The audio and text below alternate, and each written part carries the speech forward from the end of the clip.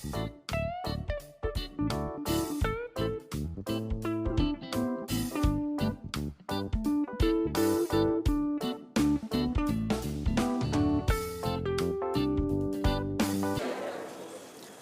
संस्कृति में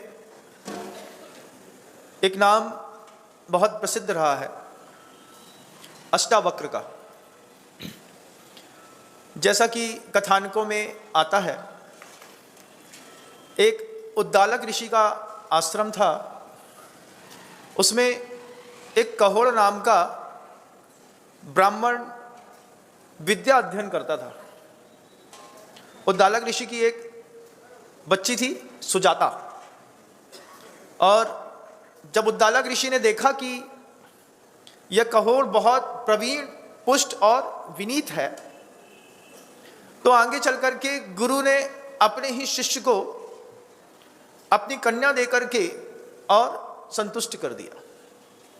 ये अपने आप में अद्भुत था, क्योंकि आश्रम में और भी बहुत सारे शिष्य थे।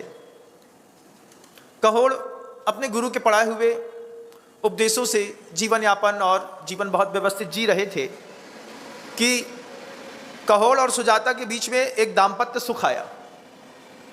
बिना पुत्र के दंपति को कभी भी सुख प्रदान नहीं होता, मिलता नहीं है। तो सुजाता के गर्भ में एक बालक आ गया। अब जो भी इस संसार में आता है, वो पूर्व भव का भी अपना प्रारब्ध लेकर के साथ में आता है।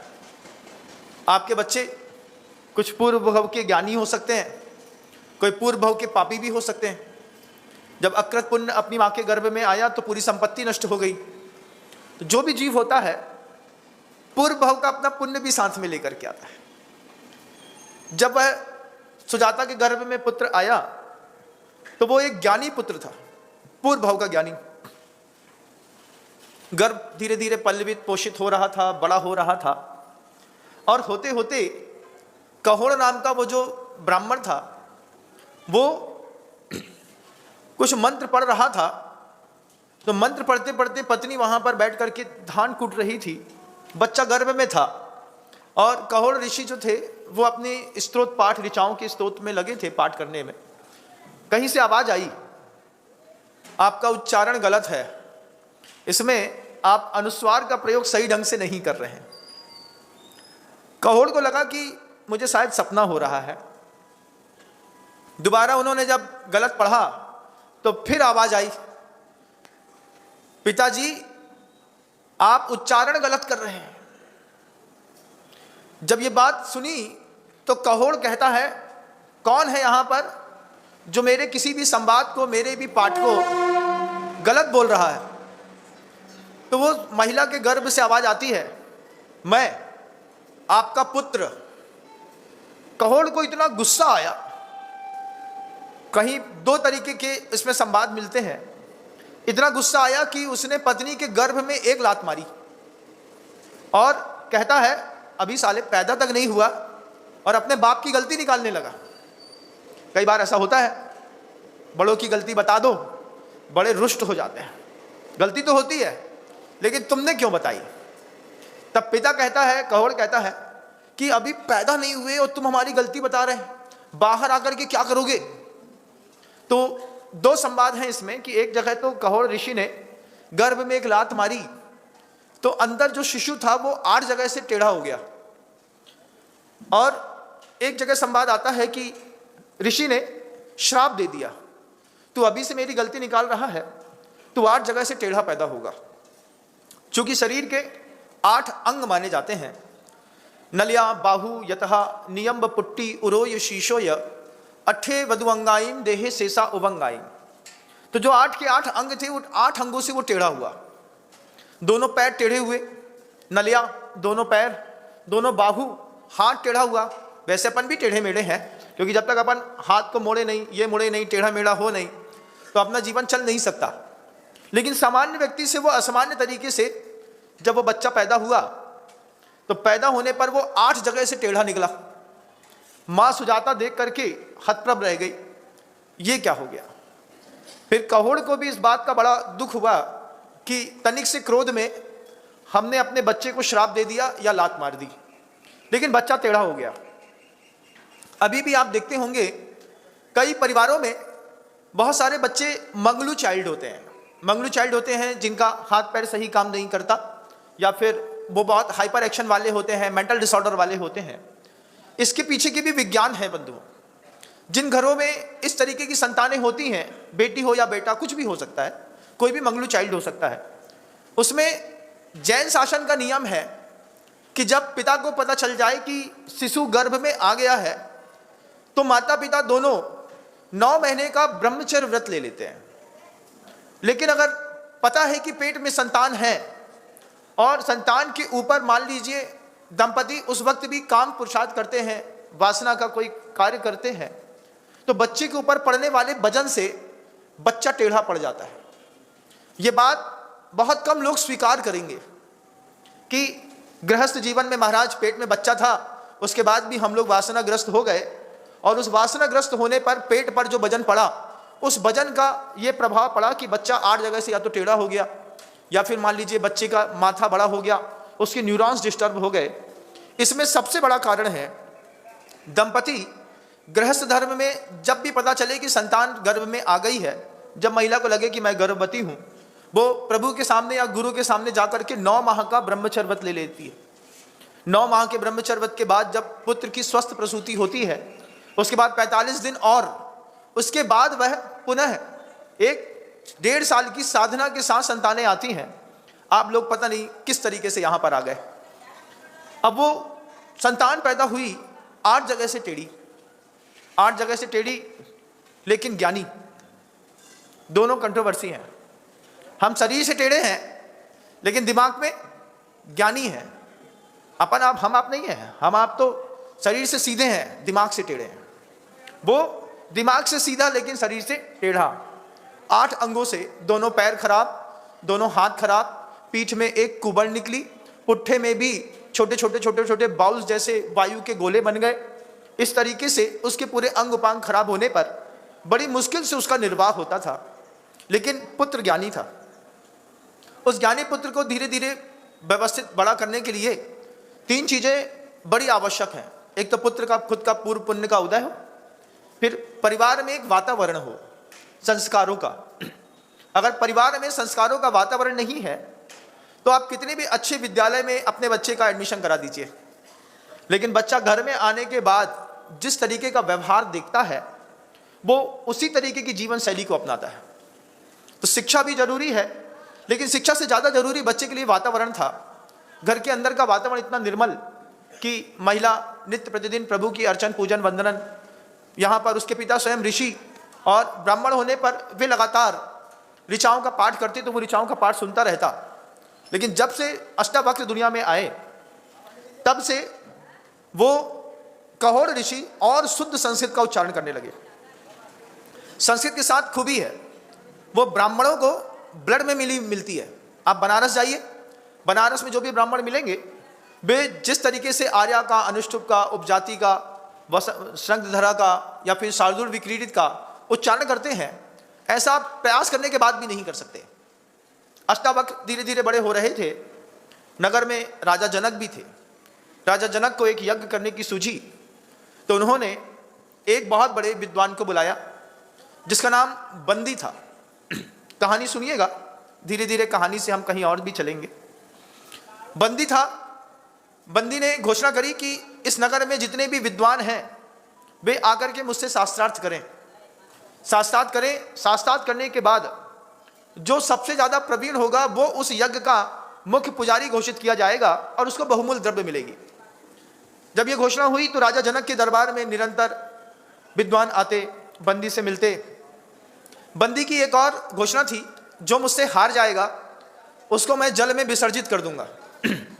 जब ये सब हो गया, एक एक करके नगर के, देश के जितने भी विद्वान थे वो धन लाभ की इच्छा से बंदी से शास्त्रार्थ करते, हारते जाते और हारते हारते वे सबको जल समाधि में बंदी डालता चला जाता। और ऐसा एक दिन कहोड़ के साथ भी हुआ। सुजाता जैसे तैसे अपना जीवन यापन कर रही थी तो अपने स्वामी से कहती है कि आप भी जाइए, एक बार शास्त्रार्थ करिए, आपका ज्ञान बहुत प्रबल है और इससे आपको निश्चित रूप से अच्छा धन मिलेगा, दरिद्रता दूर हो जाएगी। कहोड़ पत्नी के कहने पर जब शास्त्रार्थ के लिए जाते हैं, जाने पर एक समय आता है कि जब कहोड़ भी बंदी से हार जाते हैं। जब हार जाते हैं तो जो सबके साथ हुआ था वो कहोड़ के साथ भी हुआ। सुजाता यहाँ पर अकेली रह गई। छोटा सा पुत्र अष्टावक्र गोद में ही था और कहोड़ को जल समाधि दिला दी गई। सुजाता अकेली कहोड़ को बड़ा कर रही थी। अकेला बड़ा करना अपने आप में बहुत दूभर होता है। जवानी में अगर कोई पति चला जाए, हाथ टूट जाए, पहिया निकल जाए, फिर जवानी के साथ बच्चों का लालन पालन बहुत दुस्तर होता है। ये बात जिन माँ बहनों के ऊपर गुजरी होगी वो इस बात को बहुत अच्छे से समझते हैं। सुजाता के साथ भी यही हो रहा था। सुजाता अपने बच्चे को पोषित कर रही थी। सुजाता ने अपने पुत्र को अपने नाना के यहाँ भेज दिया। नाना थे ऋषि उद्दालक, उन्हीं के आश्रम में रह करके वो पढ़ने लगा। पढ़ते पढ़ते बड़ा होता तो उद्दालक का पुत्र था श्वेत केतु। वे दोनों जब नाना की गोदी में बैठते तो अष्टावक्र भी नाना को अपना पिता समझने लगा। श्वेत केतु कहता है ये तुम्हारे पिता नहीं है, ये हमारे पिता है। जब पहली बार अष्टावक्र को बड़े होकर के पता चला कि ये हमारे पिता नहीं है, हमारे नाना है, तो माँ से जाकर के पूछता है कि पिताजी कहाँ है, पिताजी कहाँ है। माँ ने रोते रोते बड़ी मुश्किल से कहा कि बेटा पिताजी तो बंदी ने शास्त्रार्थ किया था, उसके बाद पिताजी की जल समाधि हो गई। अब पिताजी कहाँ है ये सिर्फ बंदी जानता है। जब अष्टावक्र को गुस्सा आया, क्रोध आया, क्रोध आने के बाद अष्टावक्र कहता है मैं बंदी से शास्त्रार्थ करने जाऊंगा। जाते में अपने उद्दालक ऋषि के पुत्र को साथ में ले लेता है। मामा भांजे दोनों हो जाते हैं। वो कहता तुम भी चलो साथ में। श्वेत केतु को साथ में लेकर के निकलता है। संवाद आपने हो सकता है सुना हो, लेकिन आज फिर पुनः प्रासंगिक है। श्वेत केतु और अष्टावक्र दोनों साथ में जाते हैं बंदी की यज्ञशाला में। बंदी के सामने पहुंचने पर रास्ते में जब चल रहे होते हैं तो चलते हुए में पीछे राजा जनक की सवारी आ रही होती है। सैनिक कहते हैं कि तुम किनारे हो जाओ। तब वो अष्टावक्र कहता है क्या तुमको या तुम्हारे राजा को पता नहीं कि ब्राह्मण को, सती को, अकेली स्त्री को, कमजोर बालक को पहले रास्ता दिया जाता है। ये बात मंत्री ने सुनी और राजा जनक ने भी सुनी। रास्ता किसको दिया जाता है? अकेली स्त्री को एक रास्ता दिया जाता है, नादान बालक को रास्ता दिया जाता है, ज्ञानी पंडित को रास्ता दिया जाता है, ब्राह्मण को रास्ता दिया जाता है, राजा को रास्ता दिया जाता है। तुम पीछे हो, मैं आगे हूं। और ब्राह्मण को रास्ता देना क्षत्रिय का कर्तव्य होता है। आपने कभी अकेली स्त्री को कभी रास्ता दिया है कि उसके रास्ते का दुरुपयोग किया है? अपने अंतर्मन से पूछिए। ऑफिस सेक्टर में जब पता चले कि कोई जवानी में अलग होकर के रह रही है तो हजार निगाहें उसको गलत तरीके से ढूंढती हैं, लेकिन कोई उसको रास्ता नहीं देता। ये पंचम काल की बलिहारी है। जब कहोड़ उस अष्टावक्र ने कहा सेनापति से, तो राजा जनक कहते इसको जाने दो। जाने पर वो धीरे धीरे धीरे धीरे करके राजा के दरबार में पहुंचा। राजा के दरबार में राजा जनक बैठे थे, दरबार लगा हुआ था। और अष्टावक्र को अंदर आते हुए देख करके बहुत सारे लोग हंसने लगे। हंसने लगे तो स्वाभाविक था, जब कोई आठ जगह से टेढ़ा हो, उम्र का छोटा हो और बड़ी बात कहे। अष्टावक्र ने प्रवेश के पूर्व ही दरबान से कहा था कि मुझे बंदी से शास्त्रार्थ करना है, शास्त्रार्थ के लिए मैं आया हूं। अंदर आते हुए उस बच्चे को देख करके जब पूरी सभा हंसने लगी तो हंसती हुई सभा को देख करके वो अष्टावक्र भी हंसने लगा। अष्टावक्र हंसते हंसते कहता है हा, हा, हा, हा। लोग भी हंस रहे थे। राजा जनक गंभीर हुए। गंभीर होकर के विप्र ब्राह्मण से कहते हैं सभा का हंसना तो समझ में आता है, आपका हंसना समझ में नहीं आता। तब अष्टावक्र कहते हैं कि महाराज आपको क्या समझ में आया? महाराज कहते हैं कि सभा इसलिए हंस रही है कि आप आठ जगह से टेढ़े हैं और छोटे हैं, बच्चे हैं और यहां पर आए हैं, आप क्यों हंस रहे हैं? तब अष्टावक्र कहता है महाराज मैं इसलिए हंस रहा हूं कि मैं तो सोच रहा था कि मैं राजा जनक की राजसभा में आया हूं, लेकिन मुझे यहां पर आकर के लगा कि मैं चमारों की सभा में आया हूं। जब किसी के चेहरे को देखकर कोई हंसने लगे तो फिर जब ये बात एकदम से गहरी कही, गहरी बात एकदम से राजा जनक और सभाओं को चुभी, तब अष्टावक्र कहते हैं ऊपर के चमड़े को देखने वाले चर्मकार ही होते हैं। चमार कहो या चर्मकार कहो, क्योंकि आप चमड़ा देख करके अंदाजा लगा रहे हैं। फिर अष्टावक्र बड़ी गहरी बात कहते हैं, सुनिएगा। अग्नि के कण को और सांप के बच्चे को कभी छोटा नहीं समझते। क्या बात कही? अग्नि के कण को और सांप के बच्चे को कभी छोटा नहीं समझते, हल्के में नहीं रहते। मैं ऋषि कहोल का पुत्र हूं, अष्टावक्र, और आपके बंदी से शास्त्रार्थ करने के लिए आया हूं, लेकिन यहां आकर के लगा कि गलती हो गई, मैं चमारों की सभा में आ गया। जैसे ही अष्टावक्र ने यह बात कही, सभा में सन्नाटा छाया। यज्ञशाला में अष्टावक्र को एक ऊंचा स्थान दिया, बीच में राजा जनक बैठे। बंदी अपनी जगह पर बैठ करके और शास्त्रार्थ के लिए तैयारी कर रहा था। अचानक पता चला, घंटी बजी कि कोई शास्त्रार्थ के लिए आया है। और बंदी आकर के जब उस अष्टावक्र को देखते हैं तो बंदी अष्टावक्र से कहते हैं, मैं बच्चों का घात नहीं करता, तुम घर चले जाओ। अष्टावक्र कहता है वही बात पुनः, शेर के जो बच्चे होते हैं वे कभी भी सुअर का शिकार नहीं करते, हाथी मारते हैं। इस बात को आप भी ध्यान रखिएगा, जो शेर के बच्चे होते हैं वो सुअर का शिकार नहीं करते, हाथी मारते हैं। न सुअर की बात का जवाब देते हैं, न उसका शिकार करते हैं। जब भी मारेंगे हाथी मारेंगे, क्योंकि बच्चे किसके हैं? शेर के बच्चे हैं। अष्टावक्र ने यह बात कही, बंदी के दिमाग में लग गई।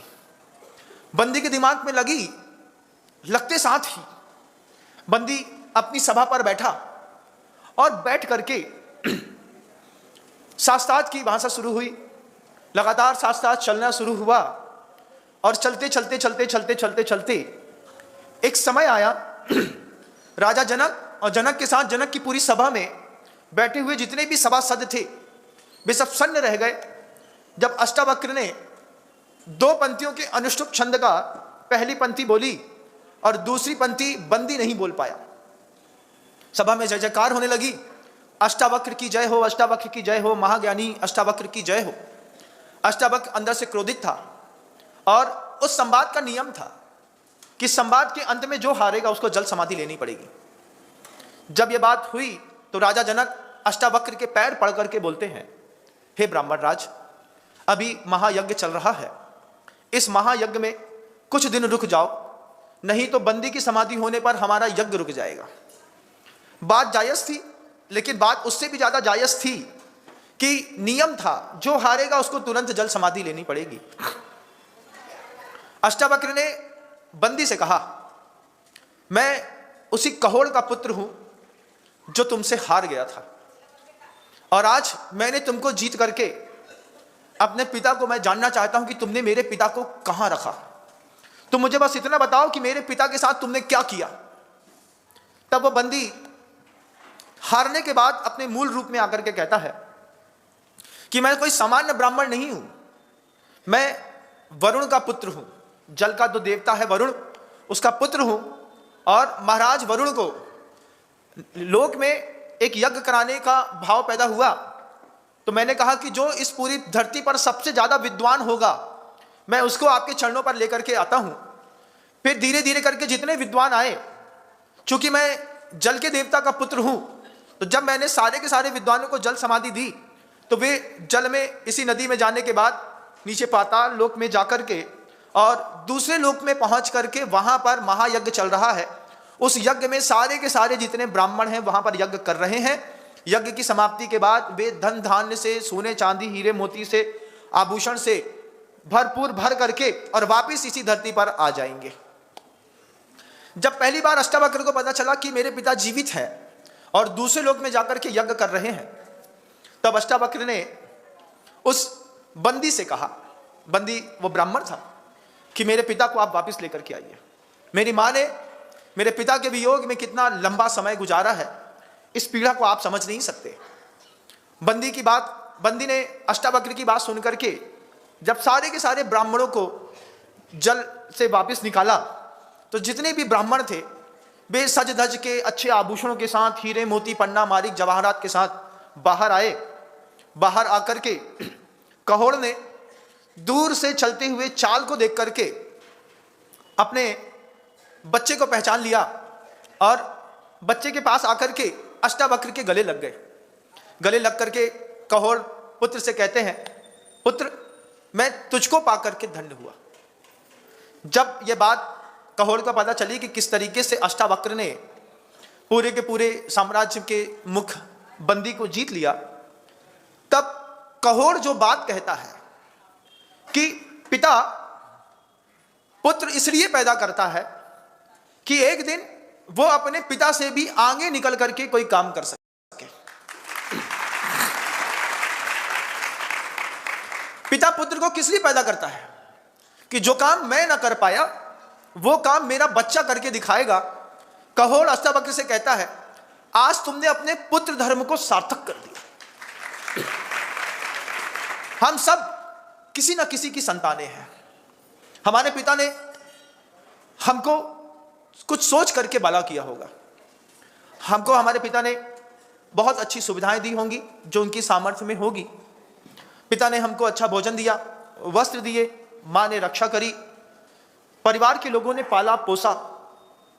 धीरे धीरे पिता ने हमको बड़ा किया, घर का वातावरण अच्छा रखा, अच्छे से बात करते होंगे आपके पिता आपसे, आपको अच्छे विद्यालय में डाला, आपको अच्छे वस्त्र के साथ, अच्छे व्यवहार के साथ, अच्छे लोगों के बीच में खड़ा किया। कितना सपोर्ट किया आपके पिता ने आपके लिए। एक बार सोचिएगा, जितना सपोर्ट आपके पिता से आपको मिला है, इतना सपोर्ट अगर आपके पिता को मिला होता उनके पिता से, तो आपके पिता कैसे होते। एक बार सोचिएगा, आपके पिता ने क्या नहीं दिया। अच्छे से अच्छे कॉलेज में पढ़ाते हैं, आपने गाड़ी मांगी गाड़ी दिया, बंगला मांगा बंगला दिया, पैसा मांगा पैसा दिया। कितना सपोर्ट किया आपके पिता ने आपको बड़ा करने के लिए। जितना सपोर्ट आपके पिता ने आपके लिए किया है, इतना सपोर्ट अगर आपके पिता को मिला होता, आपकी माँ को मिला होता, तो फिर आपके माता पिता कैसे होते। एक बार पहले कल्पना करिए, फिर कल्पना करने के बाद खुद को देखिए कि हमको इतना सपोर्ट मिलने के बाद हम कैसे हो गए। आज 31 दिसंबर है, कल 1 जनवरी 2026 शुरुआत हो जाएगी। सभी लोगों के मन के अंदर यह भाव रहती है कि जीवन में कुछ नया हो, इसलिए हम नया साल मनाते हैं। 2-3 बार मनाते हैं।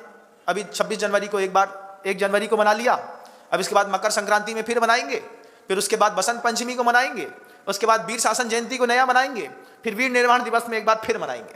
हिजरी सन में मनाने वाले अलग मनाएंगे, गुरु पूर्णिमा में सत्य साईं की पूजा करने वाले अपना साल अलग मनाएंगे। ये जो नया साल है, ये ईसाइयों का नया साल है, ये जैनियों का नया साल तो है नहीं। श्रावण मास से पहली, श्रावण मास की पहली प्रतिमा के दिन जैनियों का नया साल शुरू होता है। कई लोग वीर निर्वाण संवत से इसको मनाते हैं, कोई श्रावण मास की प्रथम दिन से मनाते हैं। लेकिन ये जो नया साल अभी लग गया, कल से लगेगा, ये तो ईसाइयों का है। पूरे यूरोप कंट्रियों में, विदेशों में ये 1 जनवरी का कार्यक्रम होता है। उसकी छाया हमारे आपके ऊपर भी पड़ी है। हमारे पिता ने क्या सोच करके हमको बड़ा किया होगा, सोचिएगा। एक बार सोचो ना। मैं भी सोचता हूं कि जिस घर में पैदा हुआ उस पिता ने भी बहुत कुछ सोच करके बड़ा किया। फिर जिसको मैंने अपना पिता बनाया, उन पिता ने भी 20 साल मुझे बहुत सोच समझ करके बड़ा किया होगा। चिंतन का अपने आप को एक मौका दीजिएगा। खुद के बारे में चिंतन करके सोचिए कि मेरे पिता ने मेरे ऊपर कितना टाइम इन्वेस्ट किया है, कितनी संपत्ति दी है, किस तरीके से उन्होंने डिसिप्लिन के साथ रखने की कोशिश करी है। क्या मैं अपने पिता को जितना पिता ने दिया है उसका रिफंड दे पा रहा हूं? आज भी सोचिएगा। ये 31 दिसंबर सोचने के लिए है, चिंतन करने के लिए है। नया साल, नई जिंदगी में कुछ क्या नया करने हैं। बोले अगर हम अभी तक ऐसा ही जीवन जी गए, किसी भी उम्र के पड़ाव में हैं आप, अगर आपके पिता जिंदा हैं तो अभी भी पिता के ऋण से मुक्त होने का एक नया अवसर है। अपनी लाइफ को एक बार दोबारा डिजाइन करिए। दोबारा डिजाइन कैसे करें महाराज जी? 31 दिसंबर में आज सबसे पहला काम है आप लोगों का, जब भी आप ये संवाद सुन रहे हो, हाथ में अपना मोबाइल निकालिएगा। मोबाइल निकाल करके ऑल डिलीट के फंक्शन में एक बार अपना मोबाइल रिबूट करिएगा। रिबूट करके क्या करेंगे, जितने भी ऐप हैं, जितने भी ऐप हैं, क्योंकि जितने भी ऐप हैं उसमें कोई ना कोई एक ऐप तो है ही है। एक बार सबसे पहले ऑल डिलीट फंक्शन में आप सबसे पहले डिलीट मार करके अपना मोबाइल नया कर लीजिए। साहस है कलेजा इधर पे? महाराज कम से कम 300-400 व्हाट्सएप ग्रुप से जुड़े हुए हैं, उसके बाद 10,000 से ऊपर हमारे मोबाइल में नंबर हैं, उसके बाद कितने सारे हमारे गेम्स उसमें डले हुए हैं, कितनी सारी आवश्यक जानकारियां हैं। जब भी फुर्सत बैठे रहते हैं थोड़ा सा गुटखा दबा करके गेम खेलने में लग जाते हैं। पिता ने इसलिए बड़ा किया था ना तुमको कि तुम मोबाइल में गेम खेलोगे वाईफाई से, इसीलिए बड़े हुए थे अपन, है ना। और तो कोई काम ही नहीं है, फुर्सत टाइम है तो गेम खेलते रहो। तो इसमें सबसे पहला काम है, सबसे पहला काम क्या है कि मोबाइल को एक बार पूरे तरीके से डिलीट कर दो। दुनिया के जितने ग्रुप हो सबसे लेफ्ट हो जाओ, जितने भी नंबर हैं उनको डिलीट कर दो। कल से नई जिंदगी शुरू करो। सोचो मुझे किसकी जरूरत है। नई जिंदगी शुरू करोगे ना तो फिर लगेगा मुझे किसका जरूरत है, क्योंकि आप अपना मोबाइल डिलीट करेंगे तो आपकी माँ के मोबाइल में, पापा के मोबाइल में आपके किसी न किसी रिश्तेदार का नंबर होगा। अरे महाराज इतने सारे व्यापारी हैं, व्यापारियों का नंबर होगा। हाँ होगा, आपके पास नहीं होगा तो आपके व्यापारी के पास तो होगा। उसका फोन आएगा, जब उसका फोन आएगा हेलो करके बात कर लेना, एक एक करके देखते जाना, हाँ ये व्यापारी है, इससे व्यापार होता है, इसका नंबर हमने दोबारा सेव कर लिया। तो 10,000 लोगों की जो फोन की लिस्ट है, रास्ते में गुटखा खाते में कोई मिला उसको नंबर दे दिया, कहीं पता चला ट्रेन में बैठे उसको एक नंबर दे दिया। कितने अनाप शराब आलतू फालतू लोगों को अपने दिल में, दिमाग में, मोबाइल में जगह दे करके आप बैठे हैं। एक बार पूरा डिलीट फंक्शन मारना है। हम सबसे पहले अपना कलेजा मजबूत करें और जितना भी फंक्शन है उसमें डिलीट मार दें। जैसे ही मोबाइल के जितने भी ऑल ऐप में डिलीट मारेंगे आपको लगेगा कि हमारी जिंदगी एक वास्तविक रूप से नई हो गई। नया साल मनाना है, नए तरीके से मनाते हैं। सबसे पहले मोबाइल के जितने भी फंक्शन है उसको डिलीट कर देते हैं। हमारे पास कुछ नहीं बचा महाराज, हम आज दिगंबर हो गए। क्यों? मोबाइल को डिलीट मार दो तो कपड़े वाले भी दिगंबर हैं। क्योंकि पहले था कि मन की बात दिल में रहती थी, आजकल दिल में कुछ नहीं रखता आदमी, दिल भूल जाता है तो आदमी मोबाइल में घुसा के रखता है। जितनी चैटिंग होगी आलतू फालतू सालतू वो भी चली जाएगी। फिर लोग बोलेंगे तुमने हमारी चैटिंग डिलीट कर दी। हाँ तो कर दी, महाराज ने कहा था नया साल है नए तरीके से मनाओ, सबसे पहले मोबाइल डिलीट कर दो। डिलीट कर दिया। फिर डिजाइन योर लाइफ, अपनी लाइफ को डिजाइन करिए। आज डिजाइन करिए। कैसे डिजाइन करें? पिछले जन्मांतरों में, पिछले वर्षों में, पिछले महीनों में, पिछले दिनों में, पिछले घंटों में हमने जो भी पाप किया, हमारे पिता भी नहीं चाहते थे, हम भी नहीं चाहते थे, लेकिन किया, तो शाम को बैठ करके अपने सारे पाप की आलोचना करो। नया साल आ रहा है महाराज, कुछ नया कर लेते हैं। सभी लोग मिल करके एक आलोचना कर लेते हैं। गुरु के सानिध्य में बैठ करके प्रतिक्रमण करो। मैं इस पाप का त्याग करता हूं। मैं जितनी भी मैंने पिछले वर्षों में हिंसा करी हो, झूठ बोला हो, चोरी की हो, अब्रह्म से देखा हो, अपने घर में या बाहर में किसी स्त्री के प्रति अपने भाव खराब किए हो, तस्य मिच्छामि दुक्कडम, तस्य मिच्छामि दुक्कडम, तस्य मिच्छामि दुक्कडम, ऐसा कहते हुए सबसे पहले आलोचना करो, प्रतिक्रमण करो। फिर गुरु को साक्षी मान करके, नए साल मनाने वाले लोगों ध्यान से सुनो, गुरु को साक्षी मना करके सबसे पहले प्रत्याख्यान करो। अपने गुरु की 3 परिक्रमा लगाओ। गुरुदेव आपके कहे अनुसार मैं त्याग करता हूं। हो सकता है नगर में गुरु ना हो तो भगवान की 3 परिक्रमा लगाओ। भगवान की 3 परिक्रमा लगा करके मैं आज के बाद इन पाप का त्याग करता हूं। नया साल मनाना है। हो सकता है प्रवचन आप आज सुन रहे हो, कल सुन रहे हो, परसों सुन रहे हो, मकर संक्रांति तक अगर आपने मेरा प्रवचन सुना है तो आपको इस विधि से अपना नया साल मनाना है। फिर एक और काम करना है डिजाइन और लाइफ के साथ, आलोचना, प्रतिक्रमण, तदुभय। फिर उसके बाद आचार्य कहते हैं प्रत्याख्यान, उसके बाद कन्फेस करो। सुबह जाओ गुरु से बोलो बहुत पाप हो गए, एक बार आपसे कह दूं दिल हल्का हो जाएगा, मुझे नया साल करना है, जीना है। अब अपने गुरु से कुछ कहोगे तो गुरु उसको और डिजाइन करने की कोशिश करेगा। आप बोलिए अपने गुरु से मेरे पिताजी से बिल्कुल भी नहीं बनती महाराज श्री, आप बनवा दीजिए। इतना तो बोलो एक बार।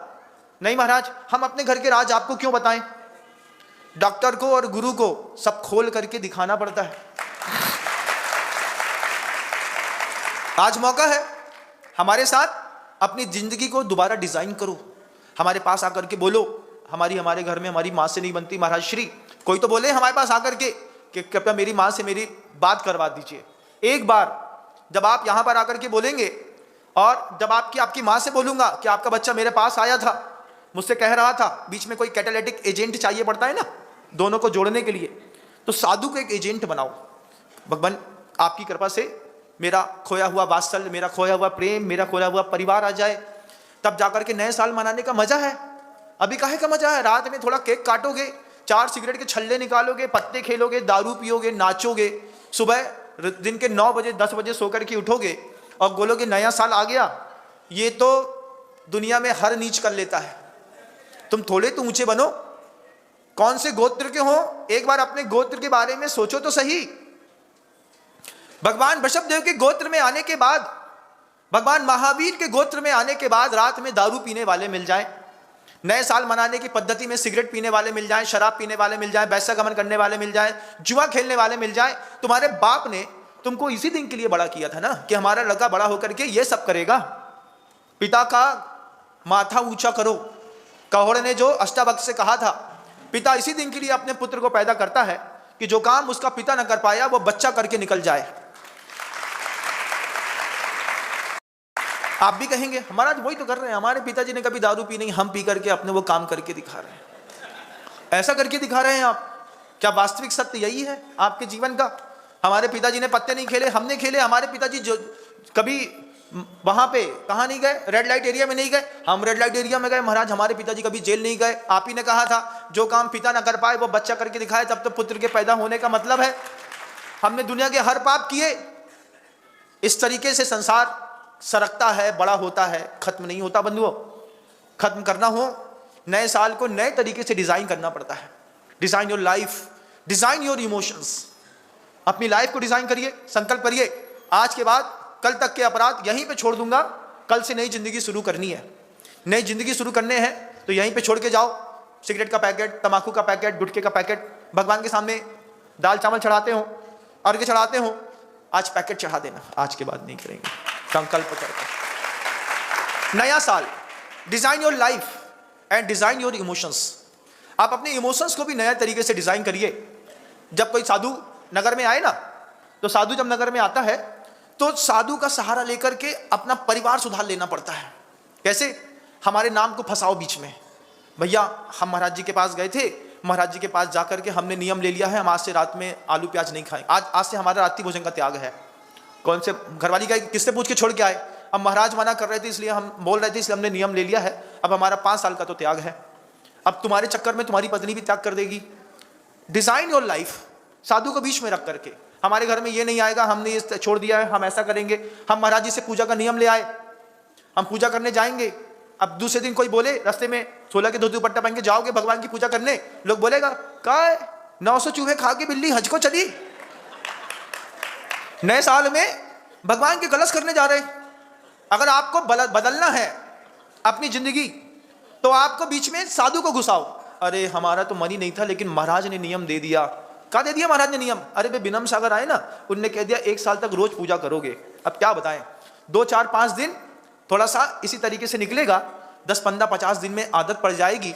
जो तुम्हारी पुरानी प्रेस्टीज थी, वो तुम्हारी पुरानी प्रेस्टीज रिफ्रेश होकर के नई आइडेंटिटी के रूप में आप नए साल में अपने आप को इन्वेस्ट कर लेंगे। इस तरीके से नया साल मनाया जाता है। जो बच्चे हैं वो बच्चों से भी कहना चाहूंगा, जितने भी व्यसनों में फंसे हैं, कई बार ऐसा होता है कि आदमी, छोटे उम्र के बच्चे होते हैं, 16 17 18 19 20 21 22 साल के बच्चे, ये बच्चे जिंदगी में अनजानी गलत राहों में ऐसे चले जाते हैं, वो फुटबैक नहीं कर पाते। उनको लगता है मुझे फुटबैक करना है, मैं वापस आना चाहता हूं, मैं कन्फेस करना चाहता हूं, लेकिन वो वापस नहीं आ पाते। उनका सर्किल उसी में घुसाता चला जाता है। उनसे भी कहना चाहूंगा कि अगर आपको लग रहा है कि हम किसी भी अपराध में फंसते जा रहे हैं, फंसते जा रहे हैं, फंसते जा रहे हैं, आपको कुछ नहीं करना है। आपको जाकर के अपने पापा के पास जाकर के चुपचाप बोल देना है, नया साल है, नए साल से नई जिंदगी शुरू करो। अपने पिताजी से बोलो कि मैंने इतना कर्जा ले लिया है, मेरी सिगरेट पीने की आदत पड़ गई है, मेरे पीछे 4 लड़के पड़ गए हैं, मैं इन चीजों में फंस गया हूं। महाराज जी का उद्बोधन सुना था, उनने कहा था कि पापा से बोलो, पापा नाराज नहीं होंगे, पापा तुम्हारा सपोर्ट करेंगे। अरे जिस पिता ने तुमको बचपन से पाला है, क्या इस मुसीबत से तुम्हारा पिता तुमको नहीं निकाल सकता? निकाल लेगा एक बार में। एक बार बोलना पड़ता है। हम बोलेंगे, पिता बोलेंगे, पिता इंस्ट्रक्शन देंगे, तुम कुछ मत करो, चुपचाप घर में बैठो, हम सब ठीक कर लेंगे। फिर पिता के ऊपर भरोसा करो, तब जाकर के आप अपनी लाइफ को डिजाइन कर सकते हैं। Design your life, design your emotions, design your actions. अपने एक्शन को भी डिजाइन करना है 31 दिसंबर के दिन, कि हम कल तक जो करते थे आगे से वो नहीं करेंगे। कुछ नई जिंदगी में चीजों में को शामिल करिएगा।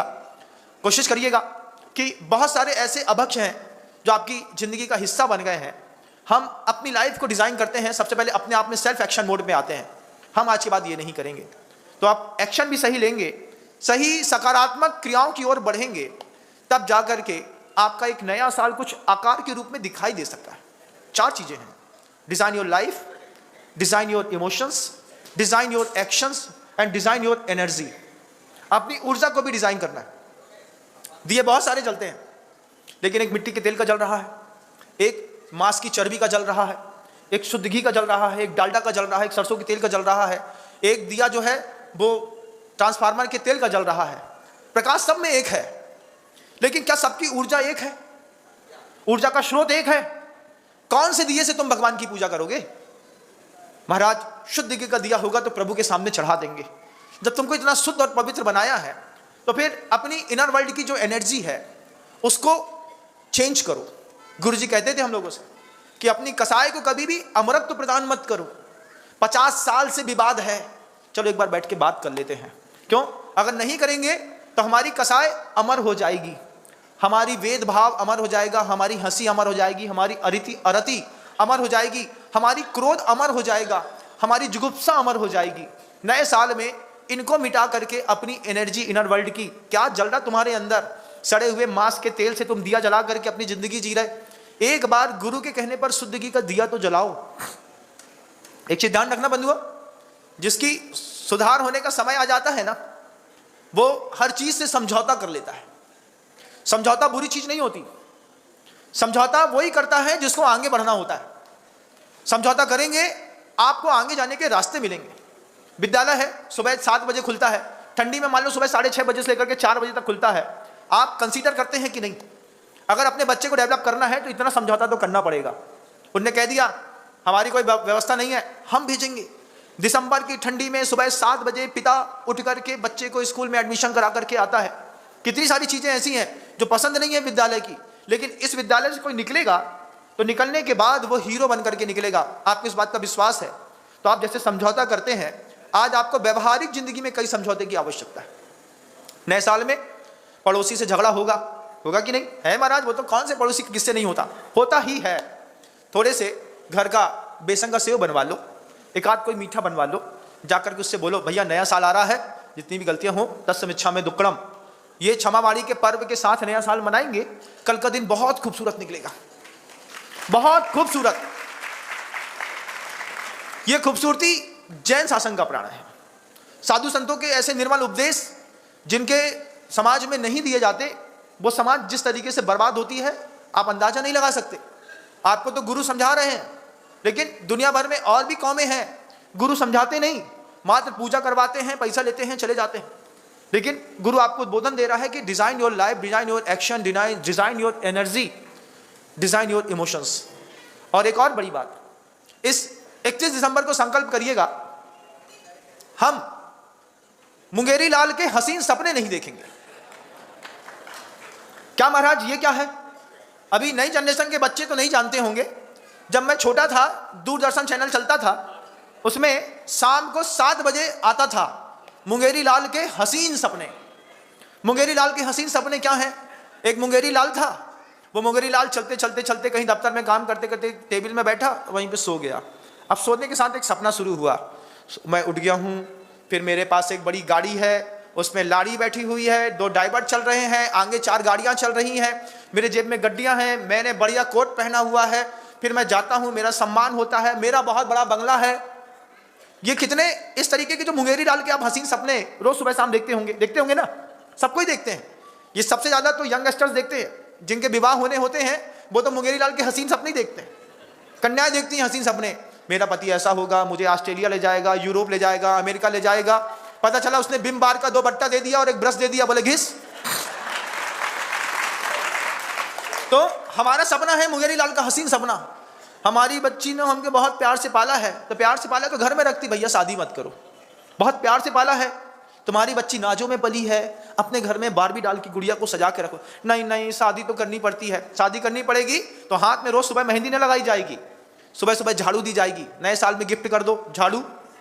नहीं महाराज, हमारे तो मुंगेरी लाल के हसीन सपने थे, हमारी शादी होने के बाद हम यहाँ जाएंगे, ऑस्ट्रेलिया में घूमेंगे, अमेरिका में घूमेंगे, यूरोप में घूमेंगे, बड़ा जैकेट पहनेंगे, ऊंची वाला सैंडल पहनेंगे, बर्फ में घूमेंगे, दुनिया भर के काम करेंगे। मुंगेरी लाल के हसीन सपने संकल्प करिए 2026 में नहीं देखेंगे, क्योंकि सपने देखने में बहुत ज़्यादा समय बर्बाद करते हैं। रील्स और फेसबुक 31 दिसंबर को डिलीट मार दीजिए। बोले ये दोनों चीज़ों ने आपका इतना एनर्जी, इतना समय खराब किया है, जिसमें आप पुरुषार्थ करके अमीर आदमी बन सकते थे। इन दो सिस्टमों ने पूरे के पूरे लोगों को ज़िंदगी बर्बाद कर दी, और उसके बाद भी समझ में ना आए तो भैया जैसा मनाओगे वैसा तो मनाओगे ही मनाओगे। लेकिन साधु जो होता है ना, वो मुंगेरी लाल का हसीन सपना नहीं देखता। आप लोगों के डायलॉग्स हैं जिंदगी के, क्या अरे हो जाएगा महाराज जी, काहे को इतनी चिंता करते हैं। घर के अंदर भी बोलते हैं ना, हो जाएगा, काहे इतनी चिंता करते हैं। ये तुम्हारे मुंगेरी लाल के हसीन सपने। हम लोग यथार्थ में जीने वाले लोग, यथार्थ में जीते हैं। जितना हमने किया है उतना ही हुआ है। भगवान खुद आकर के हमारे साथ कुछ करने वाला नहीं, हम खुद भगवान हैं अपने लिए। हमको खुद अपने लिए मेहनत करनी पड़ेगी, हमारे खुद की धारणाएं रहेंगी। ये जो डायलॉग है इसको बंद करिए, हो जाएगा, काहे चिंता करते हो। हाँ, हम जितनी चिंता करेंगे, हम जितना गिव अप करेंगे, हम जितने मेहनत करेंगे, हम उतना ही संसार में ऊपर उठ पाएंगे। आपके बहुत अच्छे बच्चे होंगे, आप होंगे, परिवार होगा, लेकिन अगर आपने इस तरीके से नए साल को डिज़ाइन करने की नहीं सोची, बहुत सारे लोग तो निकल गए होंगे, अभी 12 बजे निकल जाएंगे, 12 बजे निकल जाएंगे अपने दोस्तों के साथ। बोले कब? अब परसों आएंगे महाराज।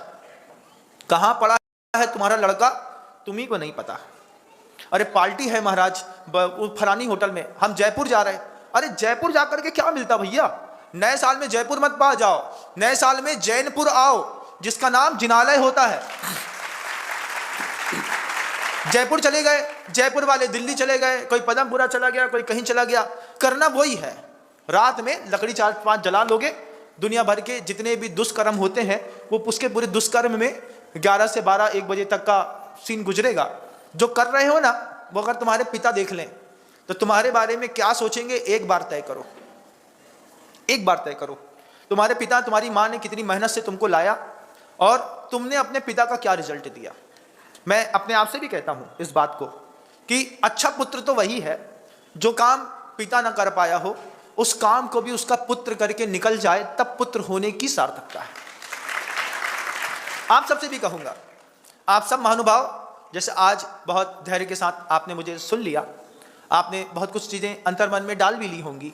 आपका जीवन भी समृद्ध बने, अनंत शुभकामनाओं के साथ आपका 1 जनवरी बहुत शानदार गुजरे। इस भावना के साथ अहिंसा परमो धर्म की जय।